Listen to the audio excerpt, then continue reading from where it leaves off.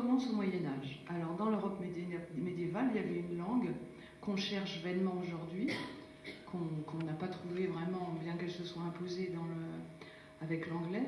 Il y avait une langue qui faisait le lien, qui faisait qu'on pouvait se comprendre, c'est le latin.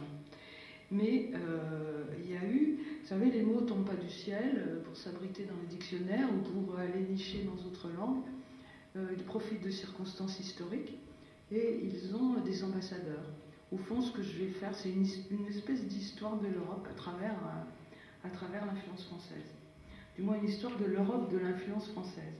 Alors, les premiers ambassadeurs, il va y avoir des pèlerins, des chevaliers, des commerçants, des étudiants. Commerçants, il y en a toujours, ce sont toujours des bons ambassadeurs. Alors, les chevaliers, ça commence avec des conquêtes territoriales au Moyen-Âge, au XIe siècle, avec une France qui est pléthorique. C'est aussi l'histoire des mots, c'est quelque chose de très concret. C'est pas des choses abstraites.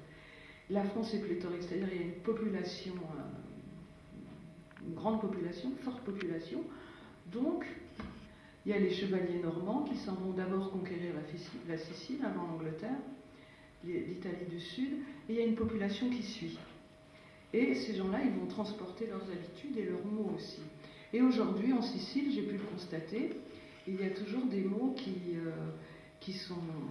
datent de ces chevaliers normands. Par exemple, il y a 2 mots qui sont en concurrence pour désigner une falaise. Il y a un mot sicilien, scogliera, et puis il y a le mot falaise qui est là et qui est toujours là.